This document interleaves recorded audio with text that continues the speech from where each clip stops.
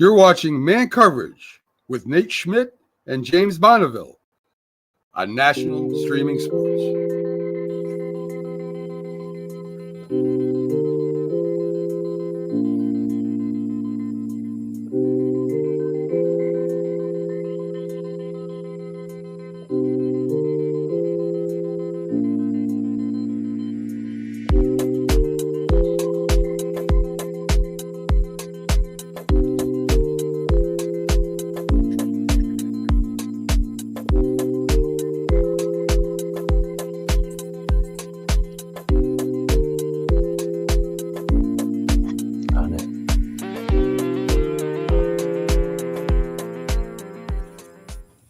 Good morning, everyone. This is Man Coverage. This is Knoxville Nate Digital and James Bonneville. We are talking college football week number 13. You know, usually as you get towards the end of the season, things become more clear and we get questions answered. I got to be honest, man, I'm just getting more and more confused as we go along. James, what did you think about week 13 as a whole, and where are you at with this college football season here? Are things clear for you? I guess I should ask. Well, I really think Depends Undergarment should be a sponsor of our show for this week, because there's a lot of teams that crap their pants and let it run down their leg. I mean, we might as well just get into it. Let's go to the Palace in Norman. Yeah. And let's talk about a game that I can't even believe that is leading off the show, and that is your Oklahoma Sooners. Yeah, I mean, this is a game that, a lot of people weren't even mentioning when they were discussing this week's ball games, because everyone thought Bama would just walk in there and blow them out, because Oklahoma's offense has been a disaster train wreck pretty much since they faced the Tennessee Volunteers like 6 weeks ago. They lost like 4 or 5 wideouts that game. Jackson Arnold was benched. They've gone back to Jackson Arnold. I'm still not super impressed with him. However, they didn't really need him to throw the ball yesterday, James. They just had him run it was like watching a high school game, watching Oklahoma play offense, because they were basically running a high school offensive scheme, and they just ran the ball right down Alabama's throats the entire game. And we talked about this a little bit off the air, and I guess I want to mention it on the show. Where is that Bama defense that we've grown to know and love? Who is that player? Who's that Christian Barrymore? Who's that Marcel Darius? Who's that D tackle that wreaks havoc? Who's that edge guy that just scares the shit out of you? Will Anderson, Dallas Turner. Yeah, those are just the ones from last year and the year before. I mean, it's just been a guy that causes problems for the other team, and they just don't have that guy. And you can blame the coaching.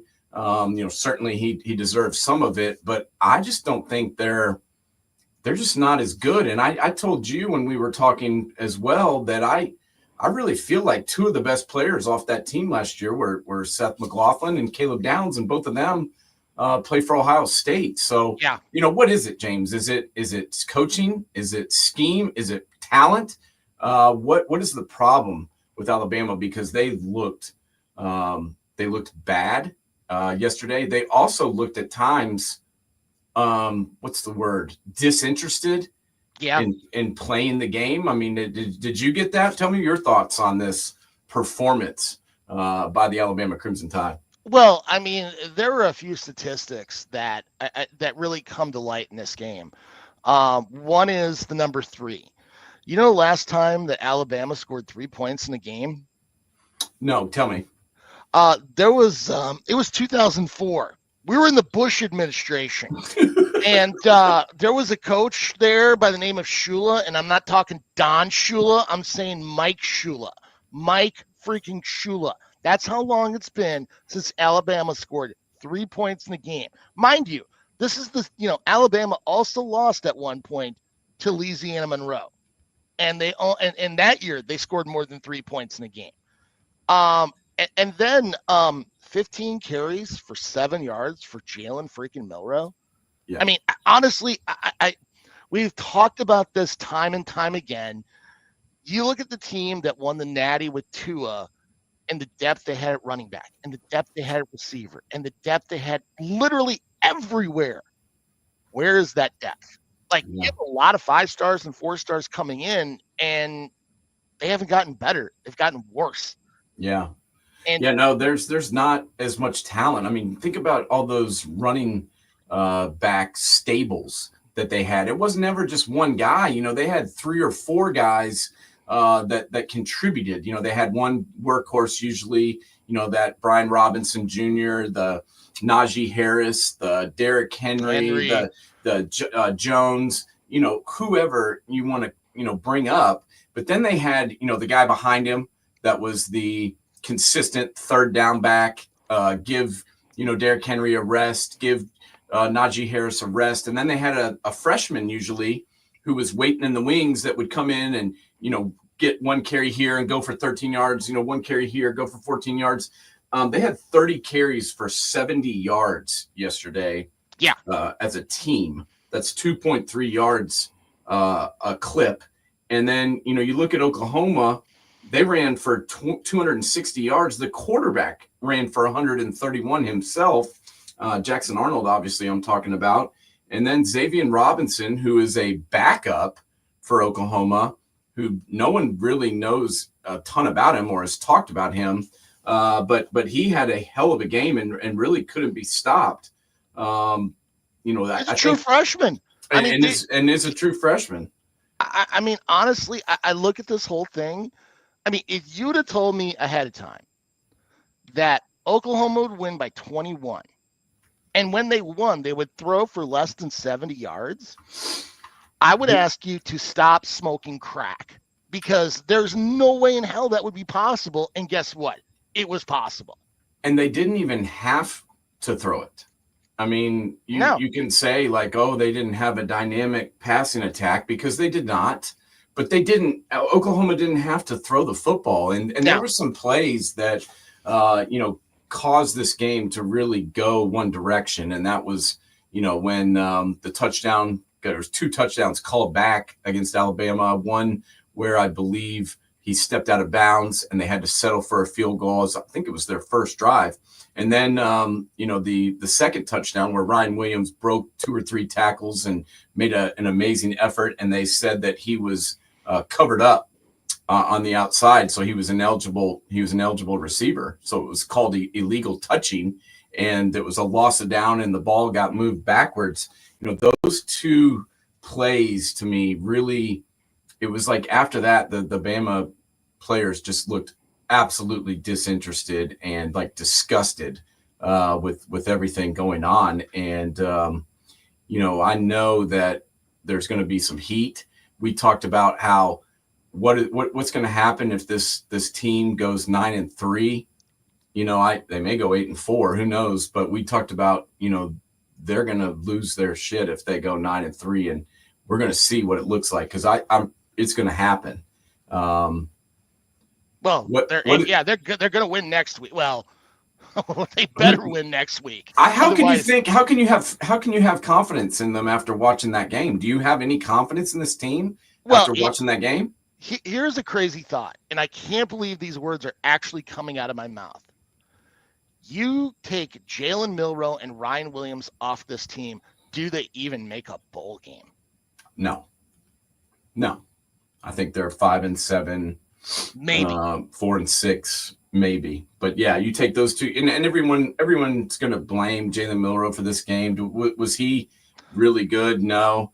Was that effort on that interception embarrassing? Yeah, that was pretty embarrassing. Did you see that play where he threw the pick and he like tried to fake trip the guy? I mean, that was definitely embarrassing. But you know, this kid has shown that he's got talent and can make plays. He was not real great yesterday, obviously, but I looked more at this team. The offensive line was garbage. Oh, their tackles were brutal. I mean, they contained Milroe so well. They really did. Well. They really did. I went from thinking Caden Proctor was a no doubt about it top 3 pick to questioning, really, should he be even in the first round? And I know that's a bit extreme. He will be in the first round, so everybody settle down. But he crapped his pants. He played bad, and the whole line was rough. And, Oklahoma only had 1 sack, and but they had 9 tackles for loss. They were living in the backfield. I They mean, were the amount in of pressure the whole time. The amount of pressure they were putting on Milroe was insane. It was insane. And quite frankly, I mean, I think that kind of moves us on to our next game with Indiana, Ohio State. I mean, Ohio State lived in that backfield. I mean, this was, yeah, they won by 23, but the real winner of that game was Ohio State. The defense, especially the defensive line. Wouldn't you agree? I would. The game was won by JT Talamula and Jack Sawyer finally living up to the billing. They showed up. They were in the backfield all day. Talik Williams played a really good game as well. Some of the younger guys got after it. That was the reason they won. And people want to say, well, I kept hearing what's the guy's name? Damian Harris, the former running back for Alabama. I was watching a game where he was on the halftime show, and he just kept saying, well, it was really Indiana shooting themselves in the foot. That's why they lost. And I'm like, no. They lost because Ohio State brought the heat. And every time that Indiana tried to throw it, that guy was in fear for his life. And that was it. Curtis Work is a hell of a quarterback.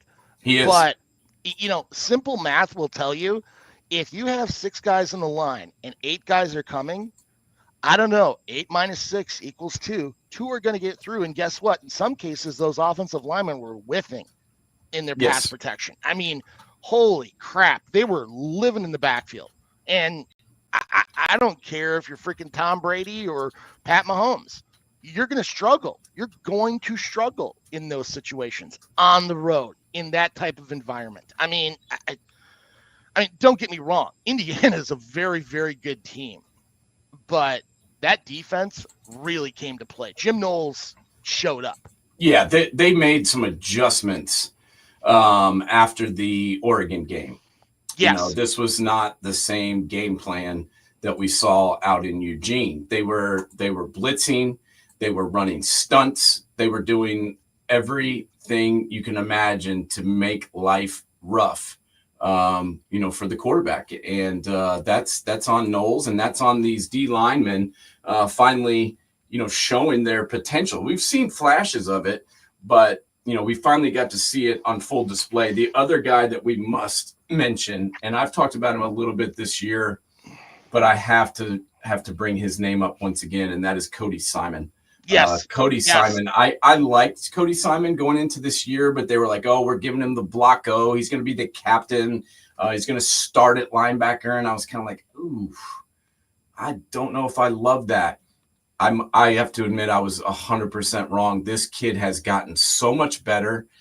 He looked so much faster. He looked so much stronger, so much quicker than he used to be. He finished yesterday with 10 tackles, 2.5 sacks, 2.5 tackles for loss.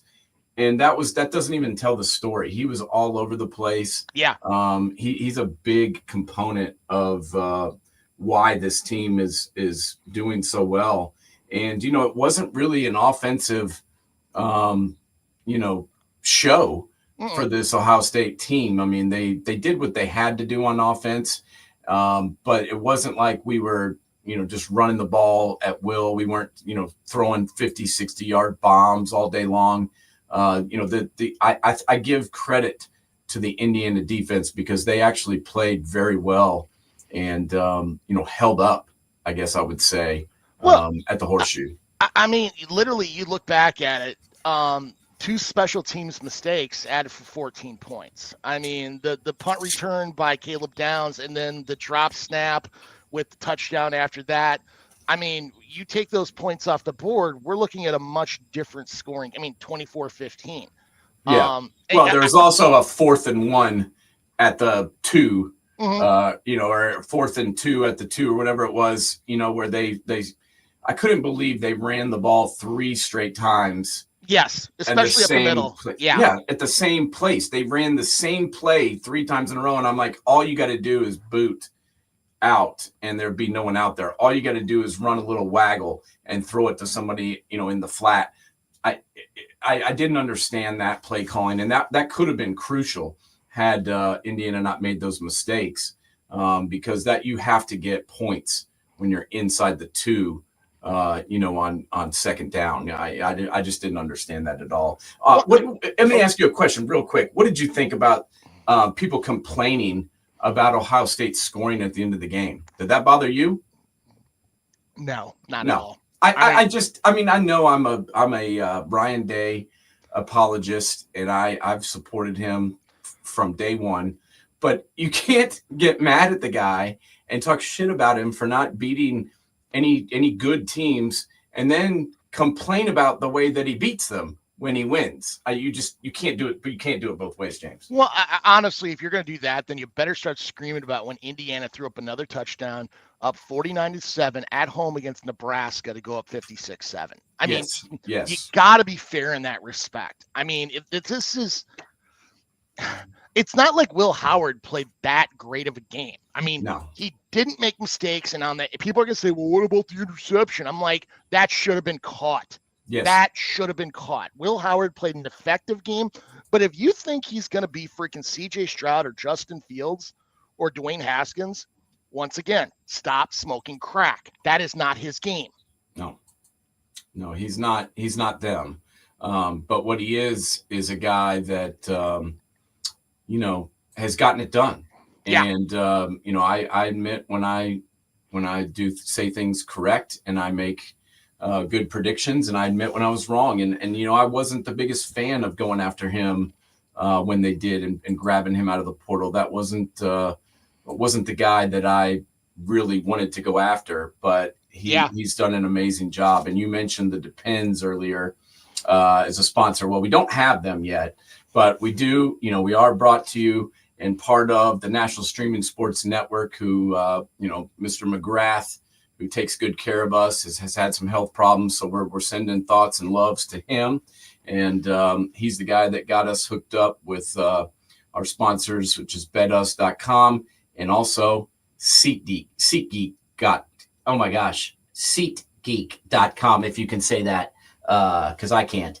And, we want to go out and thank them for everything they do for us, and also let you know right now you can go to SeatGeek.com, enter in promo code NSS, and get $20 off on all your ticket purchases. Football season is here, and SeatGeek is my go-to for buying tickets. Now with SeatGeek, every single ticket is backed with their buyer guarantee. We've all had plans change, and when you can't make it to the big game, SeatGeek has you covered. They're the only ticketer that allows you to return your tickets ahead of the event for credit with SeatGeek swaps. So when things come up, I know that my tickets won't go to waste. So what are you waiting for? Download the SeatGeek app to maximize your possibilities and shop live events with confidence.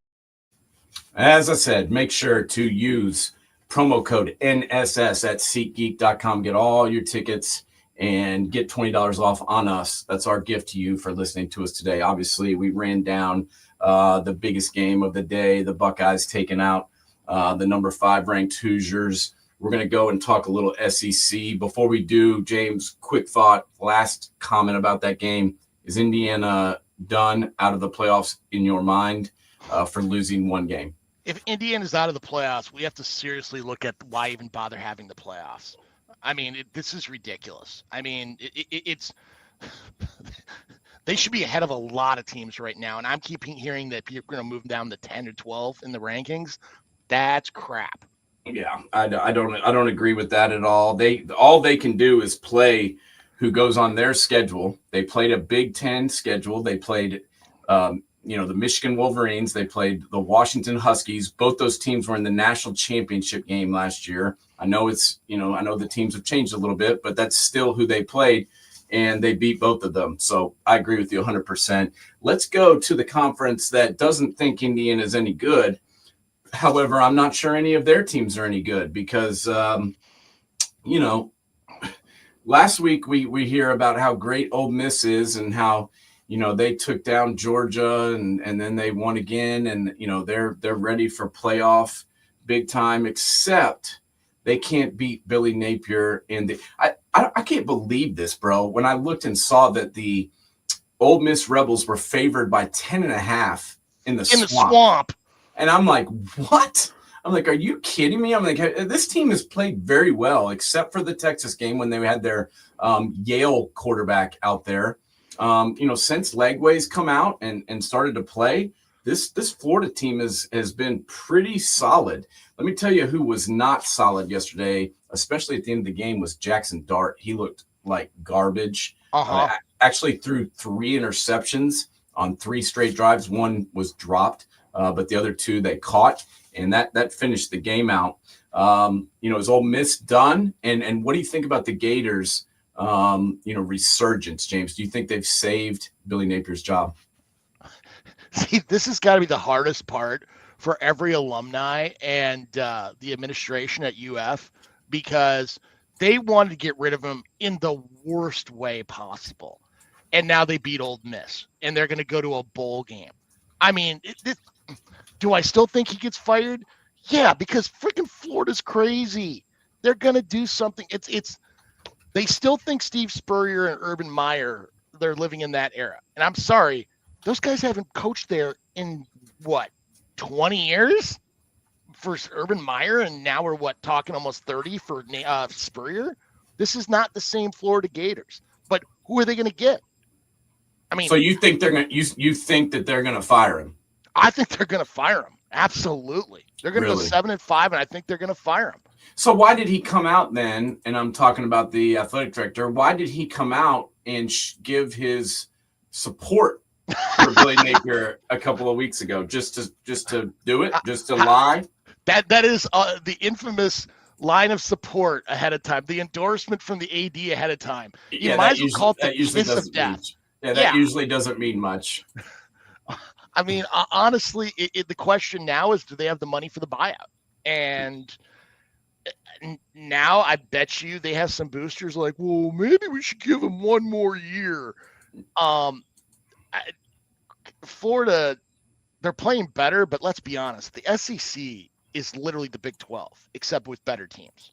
It's a lot of teams that are around the same freaking level, but they're not great. They're really okay. And I think the playoffs going to show that the SEC is, I mean, like you said before, how's Missouri still freaking ranked? Because they're in the SEC. Because they're in the SEC. A&M is not good, which gets us into our next point, the Auburn A&M game. I mean, unless you've been living under a rock, Auburn sucks. And they beat A&M. Yeah, I mean, it's I don't want to hear they're beating each other up because they're, it's a tough conference. No, dude, these teams just aren't that good. They're not that good. I'm sorry. I didn't think that Ole Miss was that good. When they lost to Kentucky earlier in the season, 20-17, I believe that game was at home, by the way. And, I'm just not in love with the Ole Miss Rebels. They've never really stepped up since Lane Kiffin has been there and shown me that they're that great. And, I'm still not in love with them. And then I watched Texas A&M, who's somehow crept, up the rankings the last couple of weeks and still, was in playoff contention. And then they go down on the Plains yesterday and get beat by the Auburn Tigers, who had a whopping, 4 wins before yesterday? Yeah. I think that's a joke. I don't think Texas A&M is very good either. But what did you see out of them with this, what was it, 4 overtime loss to Auburn? What did you see out of A&M and where do you think this program is at? Do you see improvement from them over what Jimbo was doing? Because I'm not sure I do. I don't think I do. I mean, a little bit. There's at least some I wouldn't say stability, but the offense has been a little bit better, but the defense is worse. Yeah, it's funny watching A&M because quarterback 1 comes in who played really well last week. Plays like crap to begin with. Then we had the line change at quarterback. It's almost like the spirit of Steve Spurrier is somehow in College Station. Yes. And then the next guy comes in and plays better to pull it off or make it close. Yeah, that didn't exactly I mean, Marcel Reed didn't exactly have a bad game, but he didn't have a good game. No. I mean, especially down the stretch. It was just, how in the world do you lose to Auburn, who, I mean, literally, they're ways away. I mean, they're young, and you have Peyton freaking Thorne at quarterback. I mean, this is a guy who couldn't survive at Michigan State. I mean, Yes. What is it with backup quarterbacks in the Big Ten that go down to SEC country outside of Joe Burrow? Everybody in LSU settle down, and like suddenly they're starters. If I don't get it. I literally don't get it. Yeah, they get beat out in the Big Ten, and they go down and start in the SEC, and are not good. He actually wasn't bad yesterday. That was the best game I've seen him play in an Auburn uniform. Yeah, no, I agree. But I mean, their receiving core is so cryptically young. I mean, it's practically a daycare. I mean, it is. I mean, are they going to be good later on? Yeah, but we'll see. Yeah, well, I don't know, but let's talk about another team. We were talking about A&M right there, trying to sneak into the playoffs somehow. Another team that's been getting a lot of pub, mainly because of their coach.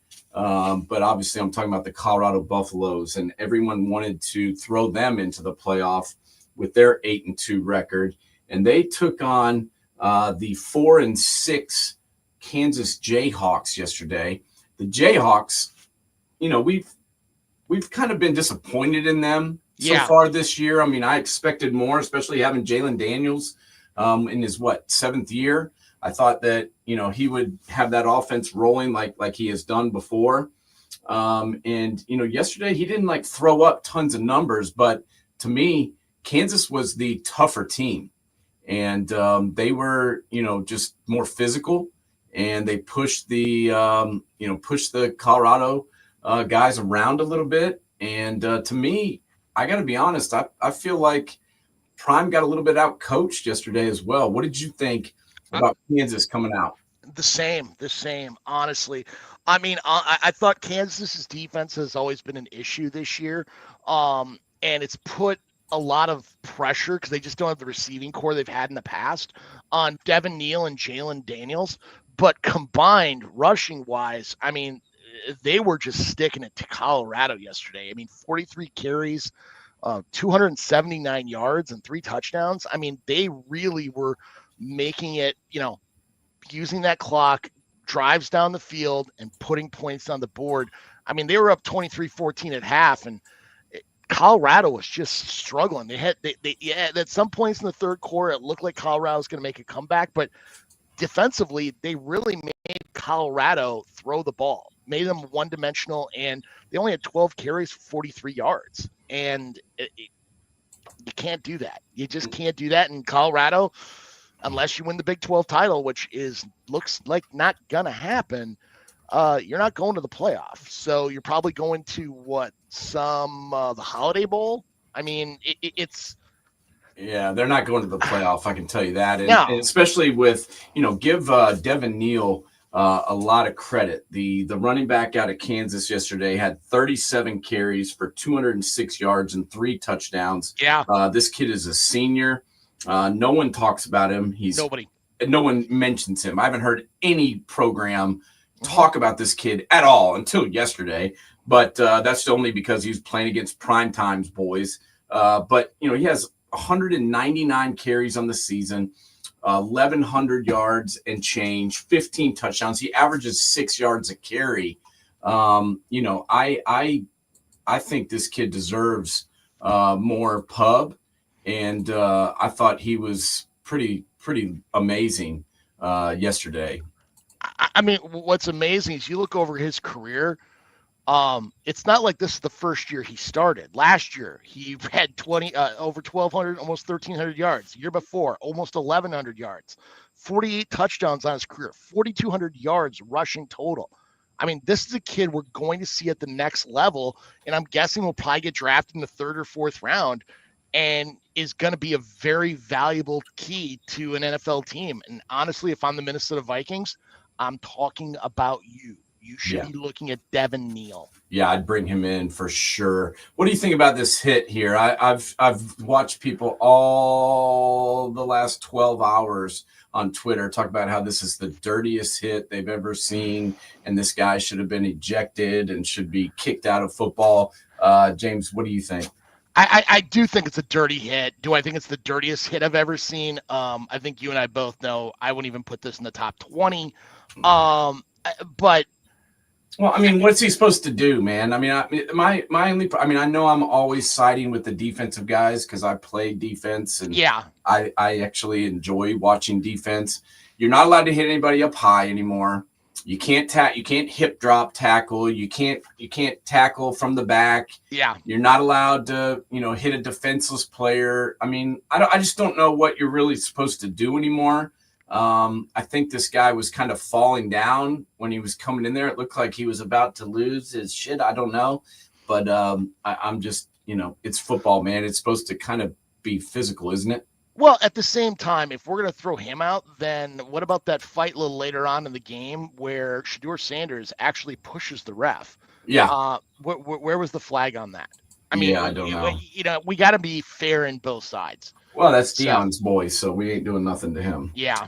Moving on, we are going to go stay in the Big 12, I believe. I can't even remember which conference these teams are in anymore. I know. But, BYU, a couple weeks ago, everyone was talking about them being in the playoff. They were undefeated. Some people were questioning the team, including myself. And then they lose to Kansas. So Kansas has knocked out 2 teams 2 weeks in a row, right? And now, BYU goes down to Arizona State. What do you think about Arizona State and why no one has really mentioned them all year? And, how good can they be, and how good is this team? And is, I would think BYU's done now, right? I would think so. It's enough of the playoff talk unless they win the Big 12 title, which right now I think they're not even in. I think it's Arizona State and Iowa State are going to be playing for it if everybody wins out next week. But honestly, what people should be talking about is Kenny Dillingham. What he has done in 2 years in Tempe is goddamn amazing. Unbelievable. I mean, you look at the guys that have walked out of that program. I mean, I'm amazed they're in the top, above the bottom third in the conference. And we're talking about the week before the final games that they're going to possibly play for a conference championship. And they're 9-2. I'm blown away. I mean, that running back is phenomenal. Granted, the end of the game yesterday was just like, what in the world? I'm shocked the refs put another second on the clock. I really am. That was stupid, dude. I thought that the time ran out. I did too. I didn't understand why we were clearing the field. That was a little bit confusing to me, and I didn't really get that. But yeah, I to be honest with you, I haven't heard the name of that running back mentioned all year long in Cam Scatabo. And I got to be honest, dude, that guy is a badass. He runs so freaking hard. I mean he's not the fastest guy I've ever seen, no. but he gets the hard yards. He gets moving. He gets a head of steam, and he is a tough dude to stop. And he ran it 28 times yesterday for 147 yards and 3 touchdowns. To me, he was the difference. I mean, this is a kid who came up the hard way. He went to Sac State. Now Sac State's coach is the head coach at Stanford. Instead of going with him to Stanford, he heads to Tempe, and look at what he's done. I mean, 5.4 a carry. This kid runs so hard. I'm amazed this kid doesn't have some more concussion problems. I mean, he is so downhill. I agree, and I am very impressed with Dillingham and the job he's done. I mean, no one even Arizona State was just kind of an afterthought as the Pac-12 was breaking up. They had all the issues with Herman Edwards and his staff and all the violations that they that they put on the school. And, it was just kind of a mess down there. And to have this kind of season, I think, to me, he's the Big 12 Coach of the Year. Absolutely. And quite frankly, if I'm Florida, I think there's going to be a few schools that may be moving on from their coach. I'd be having a very serious conversation with Kenny Dillingham, because that's just freaking amazing what he has done in Tempe. Yeah, that's the problem with these Arizona schools. Yeah. You have a good season, and then someone comes and takes your coach away because they don't have the money to pay these guys. They don't have the resources to keep them around and give them the kind of deals that they want. And, that's what happened to Arizona. And we've seen, the drop off for them. Talking about another team that's right on the bubble as well, and that's the Boise State Broncos. Taking on the Wyoming Cowboys yesterday. I love the old West, don't you? Yeah. The Cowboys versus the Broncos. And, Jonty's going to get his yards. I mean, there's no doubt about it. And to me, he's the best running back in all of college football. He's either 1A or 1B in the Heisman voting for me.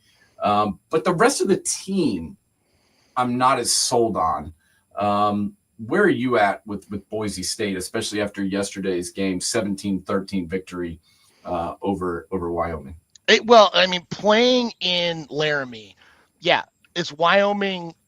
On the paper side, they're 2-9 on the season, but going into Laramie is always tough. Like, it is a very, very difficult place to play, because you can't fly into Laramie. You got to fly in somewhere else and drive in. It is very hard to play. It's always windy. The weather is just odd there for some freaking odd reason, and you just got to find a way to survive. My biggest problem with Boise State, though, because I think they're going to make the playoff if they finish win out, is it's Ashton Jonty and nothing else. If they had Taylon Green at quarterback, I would feel so much better if he stayed, but he didn't. Now, I go back to week 2. And when they went to Oregon and lost by 3, maybe they could step up for bigger games. But honestly, I've seen too often where the rest of the team just doesn't show up. It's Jonty and who else? And can they get that first round win in the playoff if they could pull it off? I don't know. It's you can't turn it on and off. And I don't know if Boise State can do that. Yeah, that's my issue. They did show me something in that Oregon game, and they played tough. They played nearly good enough to win, honestly. They fell a little bit short, but there was nothing to be ashamed about in that game at all. But I haven't been as impressed with them since then, is my issue. And I was hoping that they would kind of build upon that and get better, and I'm not sure if I've seen that. And I don't know if I would bet on them winning the game in the playoff. But if you are going to bet on them, do it at betus.com, please. National Streaming Sports is brought to you in part by betus.com, designed for true fans. NFL odds, week 1 and futures, college football odds, including Heisman Trophy favorites and playoff odds, NBA odds of division winners and playoffs, Major League Baseball playoff and World Series odds, the National Hockey League Conference playoffs and Stanley Cup odds, and boxing wagers.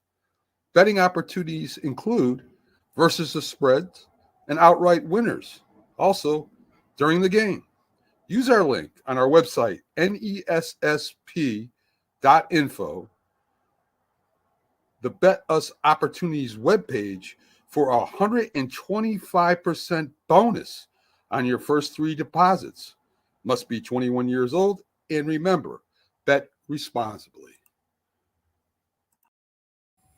We are back, and once again, thank you to our sponsors, SeatGeek.com and BetUs.com, and our umbrella corporation, the National Streaming Sports Network.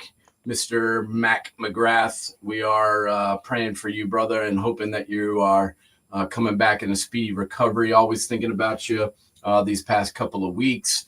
I've got to get to this next game. We've kind of bounced around here from conference to conference, and we found ourselves back in the Big Ten. And James, obviously, given your ties to the U and the Minnesota Gophers, I'm going to kind of defer to you on this one, buddy. Yeah. I felt like the Gophers had this game in hand. I mean, they were just the better team for the most part of this game.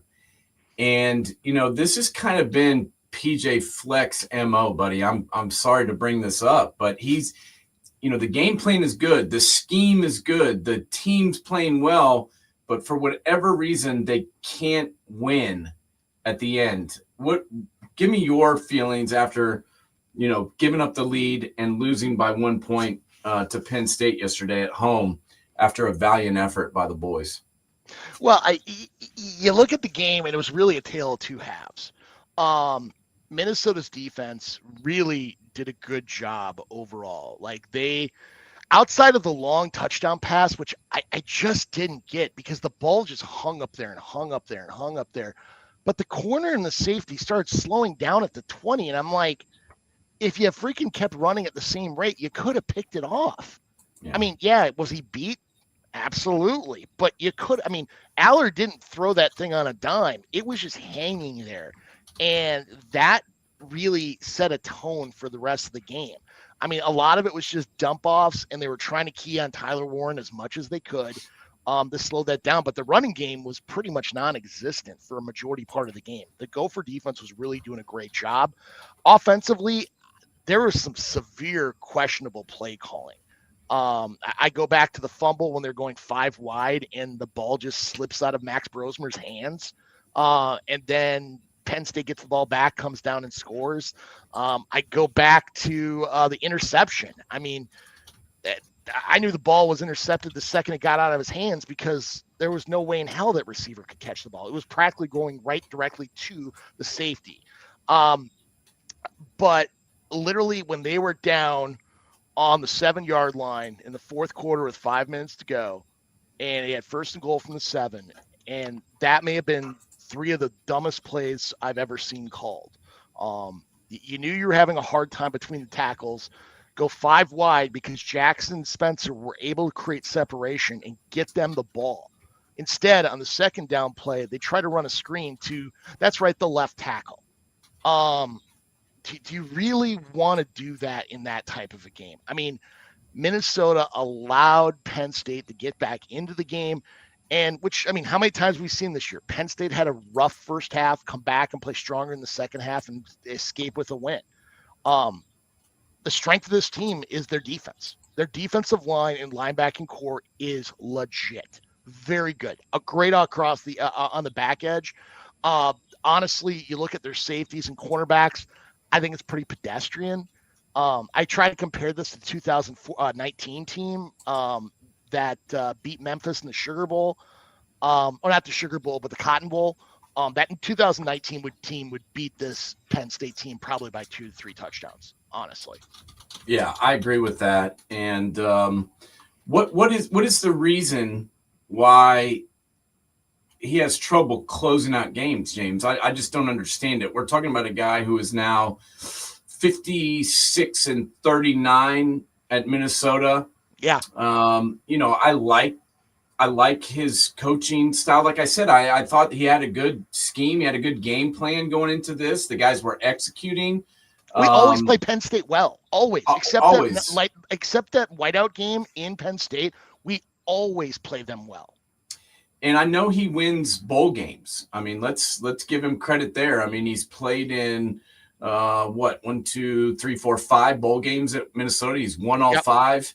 Is that good enough in your eyes to keep going with this? Or, you know, are fans up there wanting to make a change? I mean, what do you think the state of the union is? I think where his contract's at right now, I wouldn't be a bit surprised they re-up him because the state of the Big Ten is a lot different than it was heck, 5 years ago, 10 years ago. It just looks different now than it did before. The level of competition. I mean, heck, you look at Illinois. Illinois is just, I mean, everybody looks at it as like, Illinois. Illinois is a good team. Like, there's a lot of good teams in the Big Ten. And as deep as it is, it's a problem. I mean, you've got some, I mean, you could go 6-6 in the Big Ten and go in the ACC and win the damn thing. Oh, there's no doubt about that. The ACC is an absolute joke.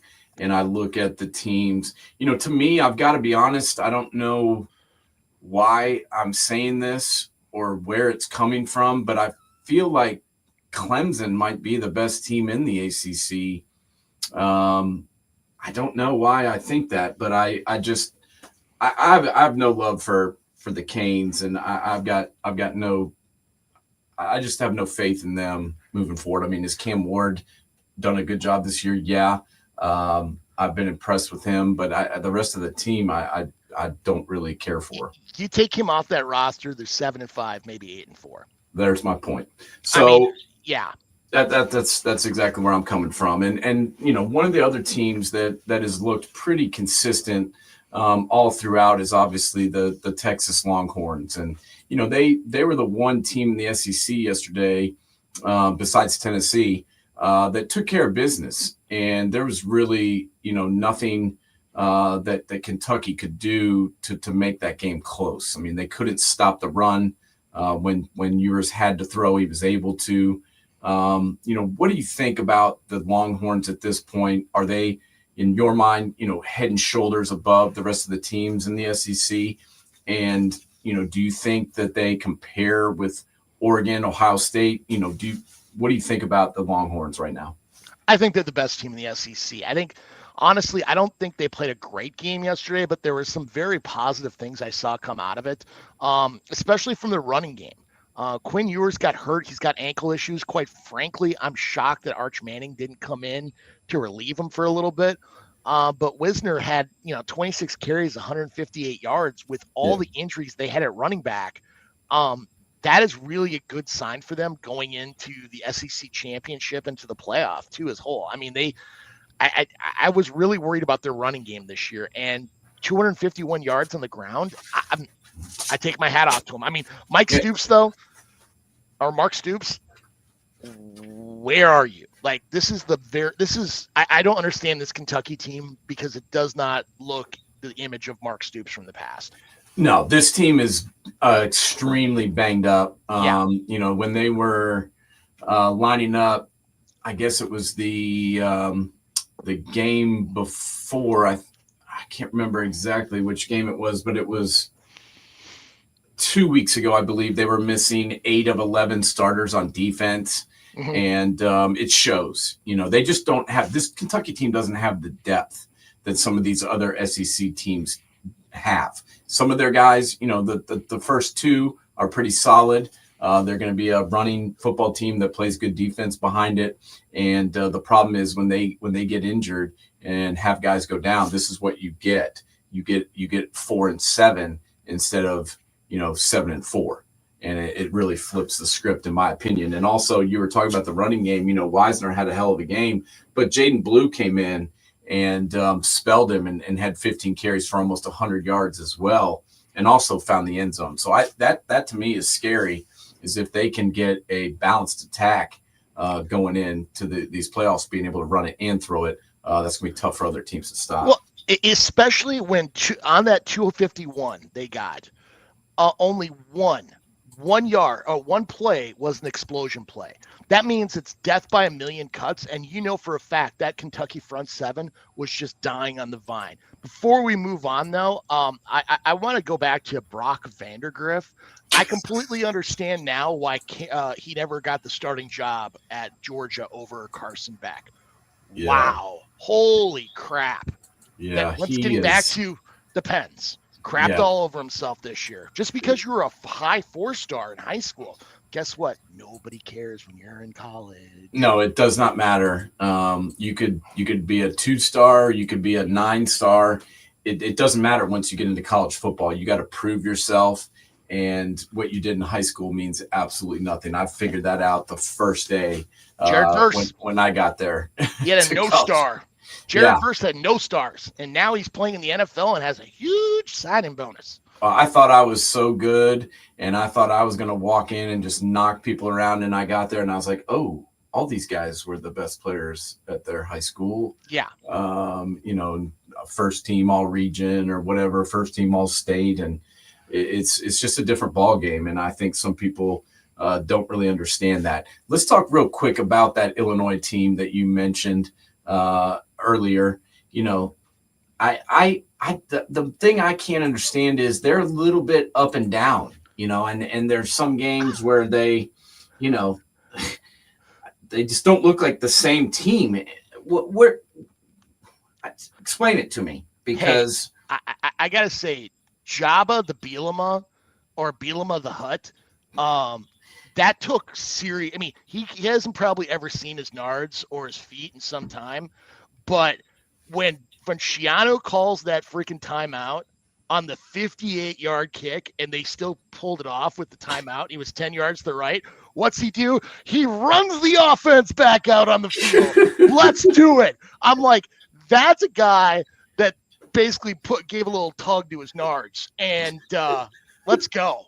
Hey, kudos to Luke Altmaier. He was the guy that was at Ole Miss.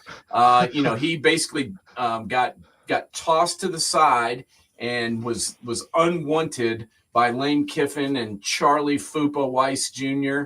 And he comes out and has had a pretty decent season for Illinois and had a really good game yesterday. Ran for 74 and a touchdown, threw for almost 250 yards and 2 scores. Give that kid some credit for transferring and showing up big this year. I mean, Illinois is 8-3, bro, and no one talks about them. Nobody. I mean, the defense is it's a Brett Bielema team, so you're going to have a good offensive line and a strong defense. Now, the guy that this is the Big Ten version of Scatabo, is Pat Bryant, the receiver at Illinois. How in the world nobody is talking about this guy is beyond me. 6'3", 200 pounds, can run the outs, can run deep. Man, honestly, if he was a bigger name, we'd be talking about a first-round receiver. I could easily see this guy going in this 3rd round and being very, very good at the next level in the pros. I mean, crap, last year, 560 yards, 7 touchdowns. Year before, 453, 2 touchdowns. Yeah. On a school that doesn't throw the ball. Yeah, this year he's got 50 receptions for 914 yards and 9 touchdowns. I will do the math for you. That is 18.3 yards per catch. Yes. You get 20 yards every time you catch the football. You're doing something right, my friend. If you're not bracketing this kid, you're a moron. Yeah, and I haven't heard anyone mention him. I watched Fox. I watched SEC Network. I watched Big Ten Network. I watched the network that sucks, that starts with an E, that I won't even mention. They didn't say this kid's name one time in the last 3 weeks, but he is legitimate. I honestly think that he is the 2nd best receiver in the Big Ten behind Smith. I would put him up there. And I'd have to look at it to see whether I'd put him 2nd, but I definitely would have him up there near the top and staying right there in the Big Ten, because we're getting close to the end of our show here. But I do want to talk about Nebraska versus Wisconsin, because I watched this game this morning. And, I've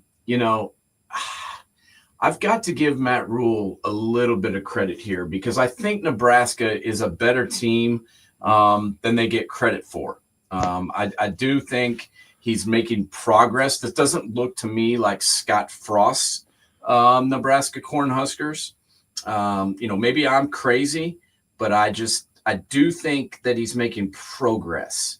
How much progress, I don't know, but I watched this team up close and personal on the 3rd the 3rd row at the 40-yard line against the Buckeyes, and they went toe-to-toe with them for 4 quarters. And yesterday they just beat the crap out of Wisconsin. I don't know. They're 6-5. They're bowl eligible. I don't know. I see these two programs kind of going in different directions. I don't know what you think. What do you think about the job Matt Rule has done so far? What did you think about the game yesterday?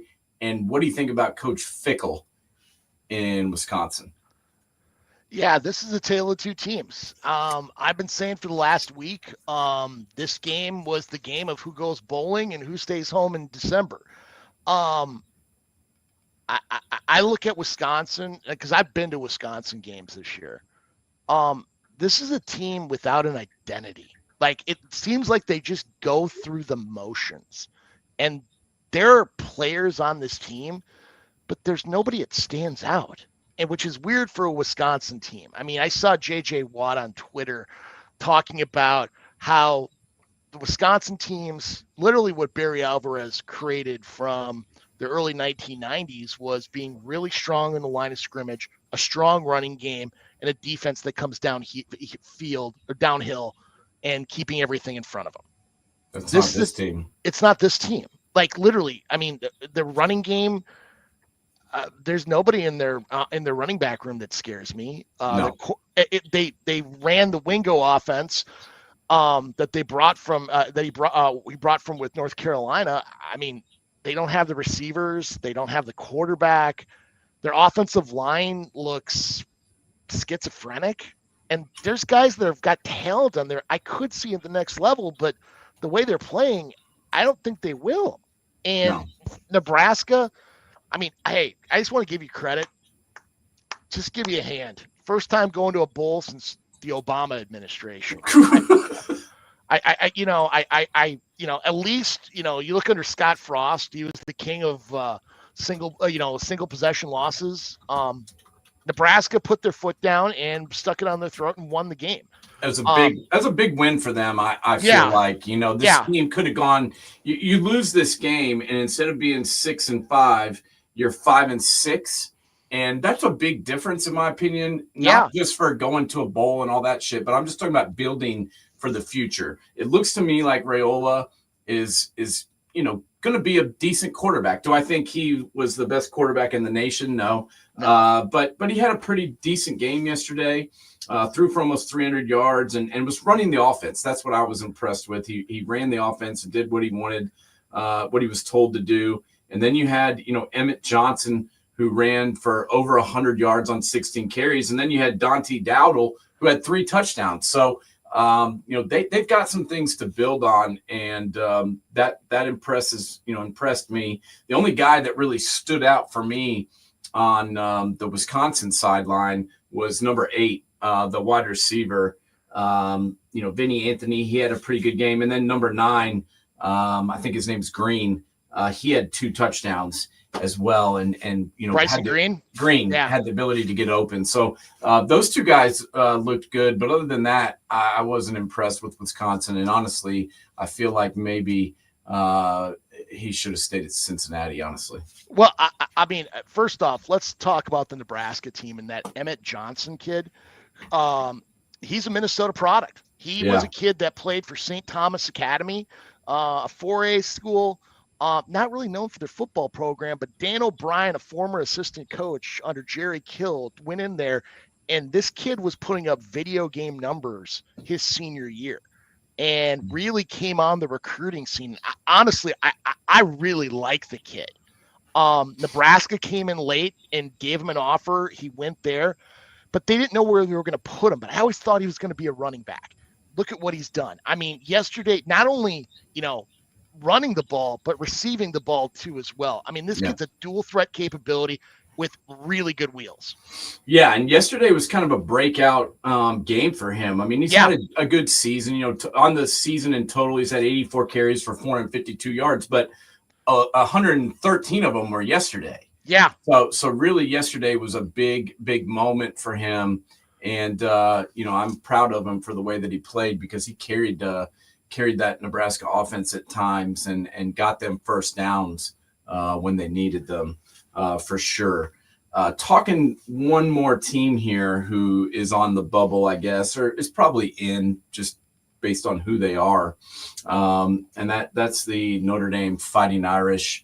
I don't even know what to make of them, because people want to complain about Indiana's schedule. Well, you know what? I'm not sure that Notre Dame's schedule is any better. And, I get it. They beat Army yesterday. Congratulations. Guess that's a big win. I don't really know. But I'm just not really that impressed with the Irish, I guess I should say. I don't know what you think, but they're going to benefit by not being in the conference again because, A, they can pick to play whoever the hell they want. That's a big bonus. And then, 2, they don't have to play in a conference championship game, which is also nice because if they did, I think they would probably lose. Riley Leonard doesn't really impress me. Jeremiah Love, I do like the running back. He had 7 carries for 130 yards yesterday. I think that's good. But, their receiving core doesn't really impress me. There's nobody on that defense that's Kyle Hamilton, that like sticks out on tape and blows me away. What is your thoughts about this Fighting Irish team and where do they sit in your mind in the college football landscape? I'm going to make a very crazy prediction for next week. Notre Dame's going to come into the Coliseum and they're going to lose. Yeah, I can see that. And honestly, I look at it this way is, they're 10-1. They lost to Northern Illinois. Yeah.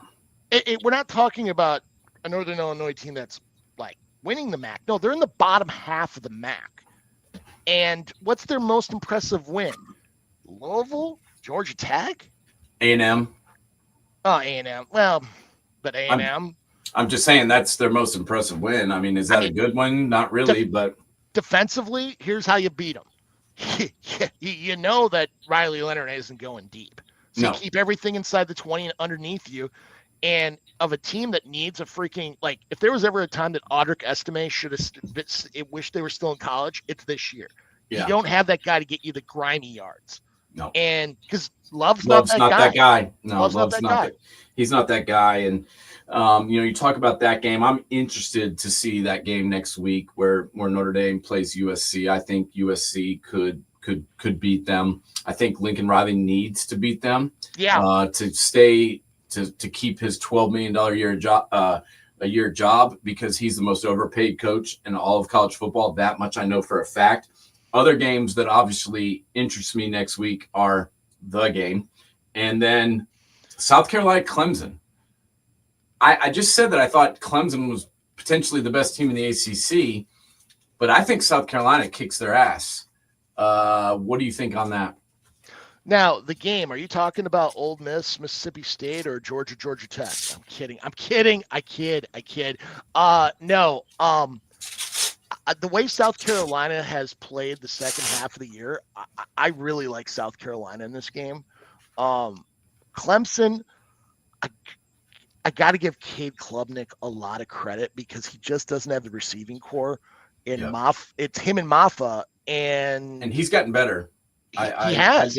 Klubnik has improved tremendously, and they're giving Clemson almost a 60% chance of winning this game. And I don't see it, man. I don't see it either. I literally the Gamecocks have been tearing it up. Yeah, I mean it's the wrong time to be playing this game. I mean, granted, I give them a little bit more benefit. They're playing in Death Valley, or one of them, and but well, Lenoris Sellers is 6'3", 245 pounds. He's got over 2,100 yards passing, 17 touchdowns, 6 INTs, and I wouldn't want to tackle that guy, to be honest with you. Well, not only that, you got Rocket Sanders at tail. Yeah, I love Rocket Sanders. Rocket Sanders, he's another guy that I'm looking so forward to seeing him at the next level. Man, he runs like you stole his lunch money and he wants it back. Yeah, like he's angry. You don't call yourself Rocket unless you are legitimate, and he's legit. And Sellers too is a big dude, and you wouldn't think it, but he's ran for almost 500 yards this year with 5 more touchdowns. So I like the Gamecocks in that one, and it'll be nice getting a little rivalry week after T given. There is a lot of freaking interesting games. They may not have playoff potential, but they just have that smell to them that something crazy could happen. I mean, heck, I keep going back to USC Notre Dame. Heck, Vanderbilt and Tennessee. When's the last time Vanderbilt, Tennessee meant something? It's been a long time. I think Jay Cutler was under center for the Commodores. So yeah, that's been a while. But yeah, that's definitely one to look at. Want to thank again National Streaming Sports Network, our parent company. Also want to thank betus.com and SeatGeek.com as well. Make sure to go to SeatGeek and enter in promo code NSS. Get yourself $20 off your next ticket purchase.